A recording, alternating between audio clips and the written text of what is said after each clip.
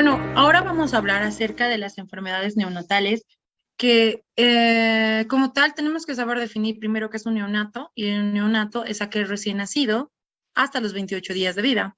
Ya mayor a los 28 días de vida se lo denomina lactante menor. Las enfermedades neonatales son varias, pero cada uno te puede sugerir diferentes cosas y es de vital importancia saber identificarlos en los primeros días de vida. ¿Ok? Bueno, entonces las enfermedades neonatales son trastornos que se presentan en el nacimiento y después del nacimiento, que también pueden ser presentes a nivel, a nivel intrauterino y pueden presentarse en el postnatal inmediato. ¿Ok?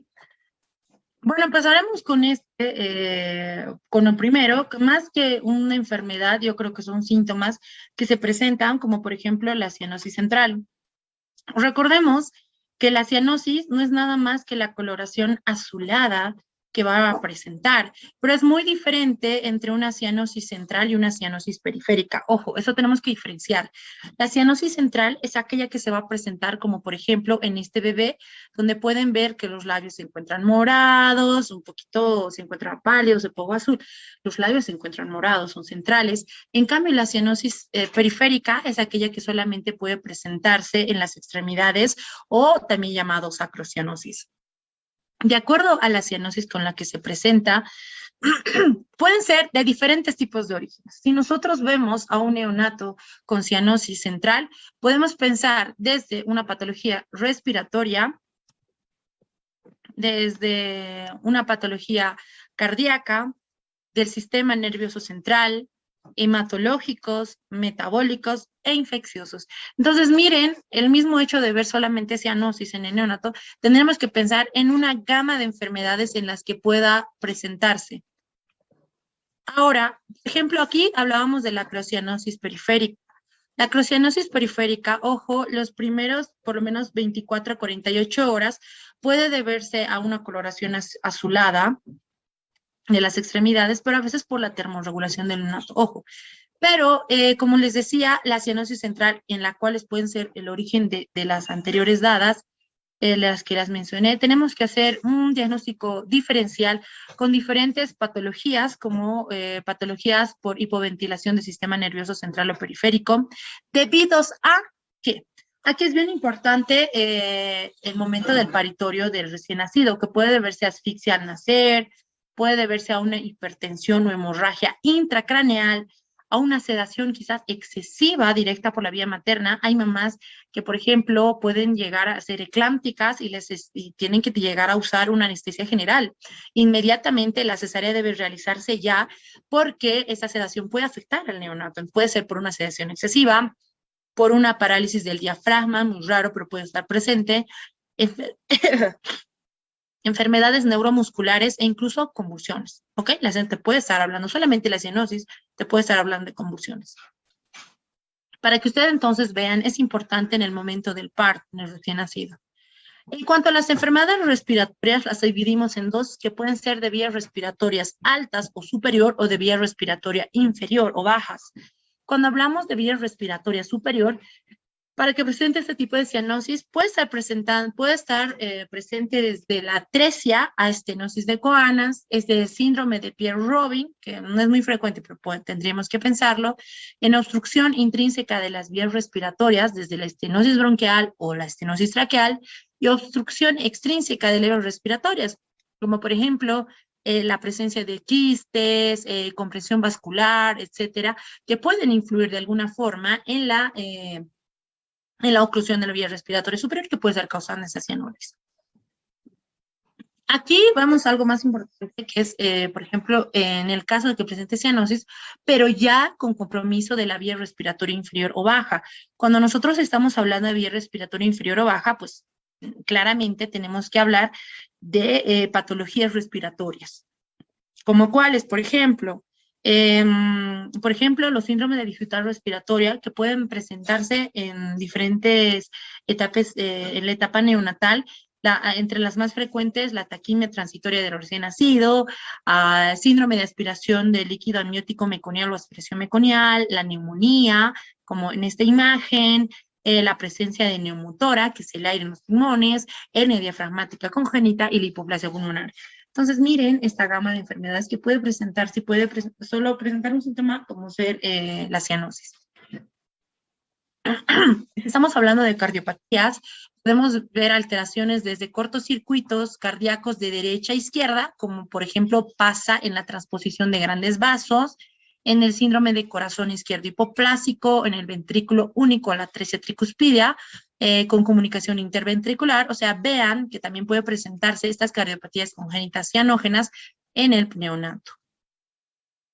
Aquellas alteraciones debidos a flujo sanguíneo pulmonar obstruido, como sucede, por ejemplo, la tetralogía de Fallot, que es una, como dice, tetra de 4, que son alteraciones de 4 estructuras a nivel cardíaco que pueden ocasionar cianógena, por eso es una cardiopatía cianógena.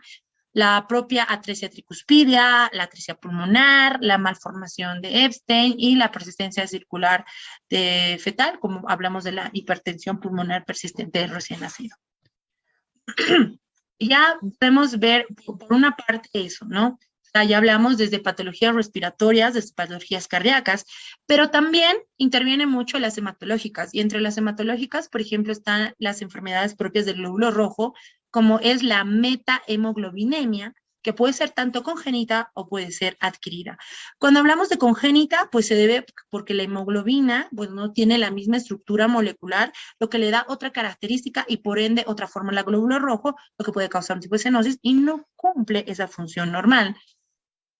El déficit de algunas enzimas, como la methemoglobina reductasa también, y pues entre las adquiridas puede ser la administración tal vez en la gestación de nitratos o de nitritos que influyen de alguna forma. Entonces, ustedes pueden ver aquí la coloración, aquí un poco más pálido, un poco más, más rubicundo, etcétera, ¿no? Las tipos de diferencias. Eh, bueno, eso hablamos entre las hematológicas, pero también puede haber entre las causas metabólicas, una de las causas importantes de que solamente el neonato presente cianosis, por ejemplo, la hipoglicemia. La hipoglicemia no es nada más que la disminución de glucosa en el neonato en un valor menor a 47 miligramos de decilitro. Acá podemos ver en la imagen que cuando vemos un neonato hipoactivo, incluso solamente cianosis, se puede estar hablando de que su glicemia esté bajo. Y generalmente esto se presenta en tanto en prematuros, bajo peso al nacer o grande para la edad estacional, que te pueden dar una glicemia muy baja y puede repercutir solamente con cianosis. Síndrome adrenogenital, la policitemia, como ustedes pueden ver acá, la rubicundez, que también puede ocasionar, por un lado, también hipoglicemia. O sea, son una gama de enfermedades, pero solamente las vamos a nombrar, y las pérdidas de sangre, ¿ok? En cuanto a la hipotensión debemos definir pues, que es una presión arterial disminuida a los menos 2 desvíos estándar de acuerdo a la edad gestacional, ¿no? De acuerdo a la edad, al sexo y al peso en las que se presente. Pero cuando nosotros ya hablamos de hipotensión, pues ya estamos hablando de shock hipovolémico. Acá pueden ver en la imagen que estamos viendo a simple vista, pues es un neonato superséptico que está conectado a una ventilación mecánica no invasiva porque no está invadiendo tráquea, sino que está utilizando más que todo por vía nasal. Puede presentar datos de respuesta inflamatoria sistémica, una disfunción cardíaca, el neumotórax te puede causar hipotensión porque existen alteraciones hemodinámicas, el derrame pericárdico y los trastornos metabólicos. Todo esto te puede causar una hipotensión en un neonato. Entonces son importantes también estas manifestaciones que ustedes como pueden ver a la larga se hace un poco más complicado y a veces tienes que pensar en una gama de enfermedades para ver qué es lo que está pasando en este neonato.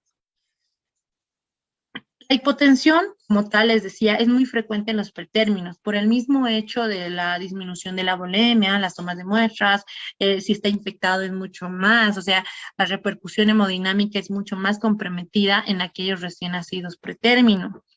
En cambio, los recién nacidos a término tiene que estar asociado a algún tipo de patologías, como por ejemplo tener neumonía, sepsis, cardiópatas, etcétera, o algún tipo de trastornos metabólicos para que pueda repercutir. Pero ya en el prematuro es casi muy frecuente, ¿no? Por eso es importante su manejo o el manejo especial del prematuro.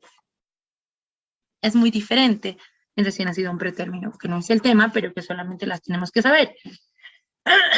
En cuanto al tratamiento, bueno, si estamos hablando de hipotensión, que estamos diciendo que es la disminución de la presión arterial, que puede ser por causa de volumen o porque tal vez tenemos que ayudar con algún tipo de vasoactivos, pues por un lado es la administración de expansores de volumen, que puede ser la administración de soluciones, de solución fisiológica, de 10 a 20 ml kilogramo peso.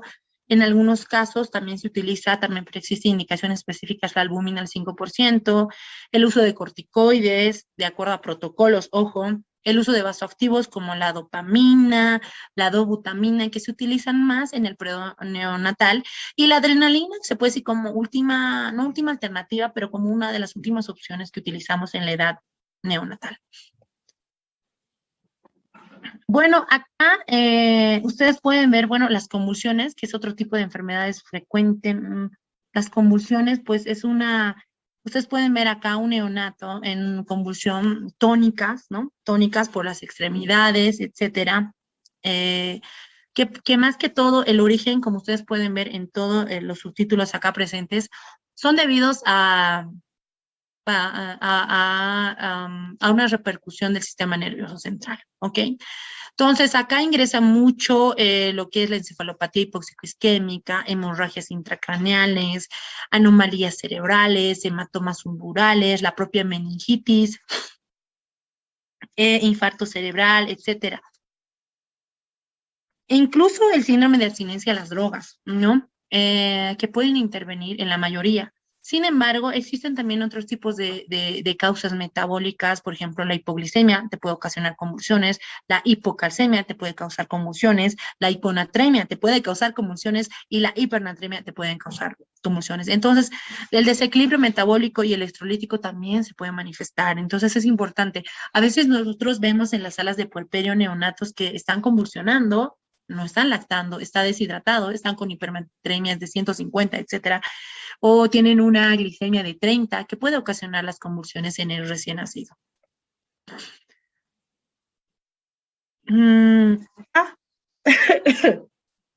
pueden ver, por ejemplo, si se inicia desde el parto, puede deberse uno a la administración quizás de anestésicos locales en la madre o de datos de asfixia perinatal. Recuerden que la asfixia neonatal se va a presentar en el 80% en el canal del parto, ¿ok? La administración de líquidos hipotónicos a la madre, la intoxicación hídrica de los neonatos, etcétera. Otra cosa que tenemos que saber, que por un lado, voy a retroceder esta imagen, podemos ver que este neonato se ve, o sea, yo veo a este neonato y digo, pues este bebé está convulsionando, o sea, no de perderme. Miren la extensión de sus brazos, la tonicidad de las extremidades, el cuello, etcétera. Está convulsionando, que puede ser por cualquiera de estas causas. Pero también en los recién nacidos, también como en los prematuros, pueden presentarse convulsiones sutiles. ¿Y qué son las convulsiones sutiles? Las convulsiones sutiles son aquellas que no son no se manifiestan con tanta gama como ustedes pueden ver en la anterior imagen, solamente puede ser movimientos anormales. Por ejemplo, en neonato solamente puede estar ahí echado, como pueden ver en este neonato, y solamente elevar la mano. O puede hacer el famoso signo del chupeteo, levantar solo el piecito o quizás mover los ojos así cerrados y que puede estar convulsionando. Eso se le denomina convulsiones sutiles. Son aquellas convulsiones que generalmente pueden deberse, generalmente son focalizadas, que sí te estarían indicando que existe convulsiones y que sí está repercutiendo a nivel central, ¿no? Otro dato, tenemos la letargia, sabiendo que la letargia pues es la hipoactividad, como que el neonato no quiere despertar, está muy hipoactivo, no quiere lactar, se le estimula y despierta y se vuelve a dormir, como que está muy dormido. Pueden ser muchas causas, desde causas infecciosas que hemos ido nombrando, que puede ser una de las más frecuentes, desde asfixia, si ha habido el antecedentes de un parto muy dificultoso, un Apgar menor a 6, antecedentes de asfixia, sufrimiento fetal agudo, hipoglicemias, hipercapnia, eh, la utilización de anestesia materna, defectos cerebrales, puede estar y puede presentarse generalmente en un segundo día de la infección. Y si a esto se suman los vómitos, podríamos estar pensando en una hemorragia intracraneal o intraventricular, ¿no? Pero eso va, como les decía, va a variar de acuerdo al neonato que nosotros vayamos viendo, ¿ok? La irritabilidad, en cambio, es lo contrario. La irritabilidad en general también nos puede estar diciendo muchas cosas. La irritabilidad es cuando el neonato llora, llora, llora, llora y deja de llorar, le doy la leche, no llora, que eso, y empieza a llorar. Entre las más frecuentes están desde los cuadros abdominales, puede que le esté doliendo la estomaguito y obviamente él no habla, lo único que hace es llorar, el llanto, se pone súper irritable, no quiere mamar, o sea, ya la has cambiado y sigue llorando. Puede hasta que, como les decía, desde cuadros abdominales hasta una irritación meninge, que puede ser lo más grave, no necesariamente puede convulsionar. Por eso es importante saber los antecedentes, porque podemos estar hablando incluso de algún tipo de meningitis. Si tenemos antecedentes de que la mamá se drogaba durante la edad estacional y quizás el neonato podía haber adquirido algún tipo de abstinencia a drogas, también puede presentarse con irritabilidad. Los infecciosos, ojo también, glaucoma congénito, tenemos que explorar también el tímpano, que puede verse algún tipo de supuración o infecciones. Y obviamente, si en prematuros se presenta esta hiperactividad o una irritabilidad excesiva, podemos pensar desde hipoxia, neumotórax, enfisemas, hipoglicemias, hipoglucemia, lesión del sistema nervioso central. Con ustedes pueden ver una gama de cosas que nos podría estar diciendo solamente con la irritabilidad del neonato. Tenemos la ictericia. Recuerden que la ictericia no es nada más que la coloración amarillenta de piel y mucosas, que es fisiológica cuando se presenta en mayores en un tiempo postnatal, mayor a 24 horas. Pero si se presenta más antes, podemos pensar desde una incompatibilidad de factor RH, grupo ABO, infecciones, etcétera. Toda una gama. Pero esto va a depender mucho de la cantidad de bilirrubinas que se presente. Por eso es importante solicitar, si estamos en puerperio, vemos un neonato y ahí hacemos una clasificación clínica, que es con la famosa escala de Kramer, que hacemos una clasificación de Kramer 1, Kramer 2, Kramer 3, Kramer 4, Kramer 5, y a un Kramer 3, Kramer 4 nos tiene que hacer un poquito como que elevar las orejas, puesto que sabemos que la clínica no es un dato fidedigno, pero como que nos está orientando para ir viendo cuánto de bilirrubinas puede tener este neonato. Como les decía, puede ser desde infecciones por TOR, citomegalovirus, toxoplasmosis, o ser netamente fisiológica y no repercutir en nada en neonato, porque el neonato en la primera semana puede presentarse ictericia, que es normal, pero puede presentarse desde pacientes sépticos, si no es por incompatibilidad, puede ser una infección, una anemia hemolítica, una galactosemia, una hepatitis, etcétera. Ya la ictericia que se presenta mayor a los 14 días o a las 2 semanas, podríamos pensar en una atresia biliar congénita, ¿no? O sea, ha estado bien, está operado las 2 semanas y te dice está amarillo y por ya, pues eso es otro tema, pero empieza a presentar otro tipo de ictericia, ¿no? Hasta podríamos pensar en muchas cosas más, pero es importante por eso los antecedentes del grupo sanguíneo de la mamá, antecedentes recabar si no ha tenido algún tipo de infección, si la mamá no goza con infecciones urinarias, que no haya tratado bien el tratamiento, o sea, porque entre las más frecuentes también está la sepsis, la deshidratación también, ¿ok? Entonces es importante. Los vómitos. Aquí hay que hacer una diferencia muy clara entre vómitos y regurgitación. La regurgitación en los recién nacidos, por ejemplo, es normal, ¿ok? Es menos del 5% de lo que toma, a veces es normal, porque a veces los neonatos o hasta la primer año de vida pueden tener hasta reflujo gastroesofágico, que es normal, pero es algo muy diferente de vómitos. Los vómitos, en cambio, se caracteriza por la expulsión, se puede decir, un poquito más abundante, un poquito más brusca. en relación a la regurgitación. Si estos vómitos se presentan en el primer día de vida, deberíamos estar sospechando algún tipo de obstrucción en el aparato digestivo alto. E incluso pensar en algo central como una hipertensión intracraneana. Y si es una obstrucción del aparato digestivo, pues pensar en algún tipo de malformaciones congénitas, atresia duodenal, atrejia esofágica, que son, pues, que son patologías quirúrgicas neonatales de urgencia, porque debemos tratarlas ya para su intervención quirúrgica. Para esto, ¿qué tenemos que hacer? Sí, obviamente, primero definir bien si estamos hablando de vómitos o de regurgitaciones, ojo. Realizar un examen radiológico de abdomen para ver si no encontramos ningún tipo de alteraciones. Y pues las manifestaciones frecuentes que pueden, pues, puede ser uno que le estés dando demasiada cantidad de leche, quizá, una mala técnica de alimentación, hasta una estenosis pilórica, una alergia a la proteína de la leche de vaca, si es que estás recibiendo fórmula, una úlcera duodenal, úlcera de estrés, hasta errores congénitos del metabolismo. Entonces, tenemos que ver bien, o sea, la diferencia primero entre vómitos, regurgitación, cuándo se presentan, cómo está el abdomen, hacer un examen radiológico, hacer una inspección minuciosa del abdomen, ¿no? Y obviamente, con esto poder llegar a un diagnóstico específico que pueden ser, como les digo, una gama de cosas. La diarrea o las deposiciones líquidas normalmente el neonato presenta deposiciones no muy secas ni tampoco muy líquidas, ¿me entienden? Va a ser porque puede ser un poco más semilíquidas, que es normal si estás recibiendo una lactancia materna exclusiva. Sin embargo, la administración de fórmulas maternizadas que son de alta densidad o de alto peso molecular pueden ocasionarte diarreas. Puede deberse también a una gastroenteritis aguda, puede deberse a infecciones, ahí también la sepsis, ojo, hay que tener cuidado. No es un síntoma que te diga patognomónico, porque en la sepsis no hay nada patognomónico, pero puede ser un dato de infección.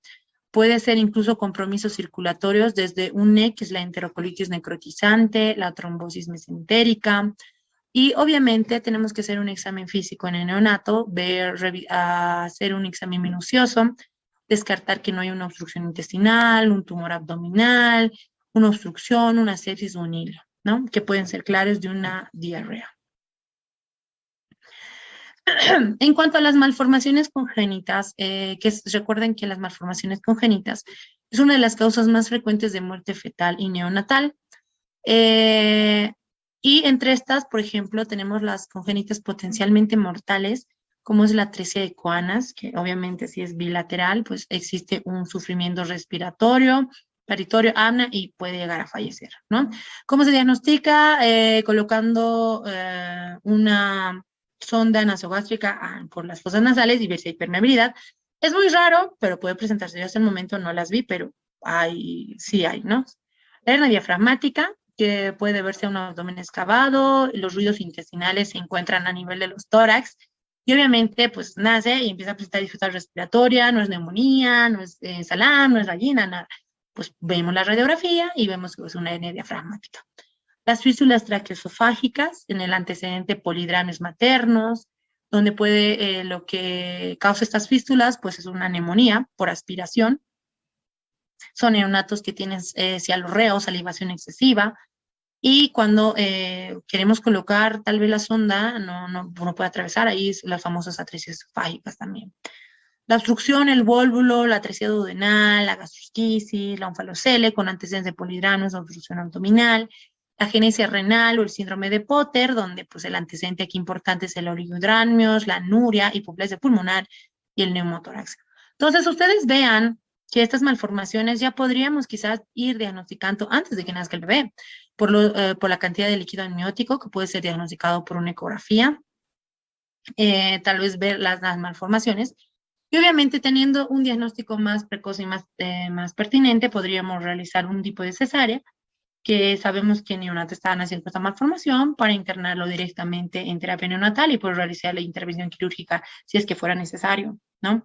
En algunas, recuerden que muchas malformaciones pueden tener una resolución quirúrgica, pero no así todas. Y eso es todo en cuanto a enfermedades y manifestaciones neonatales.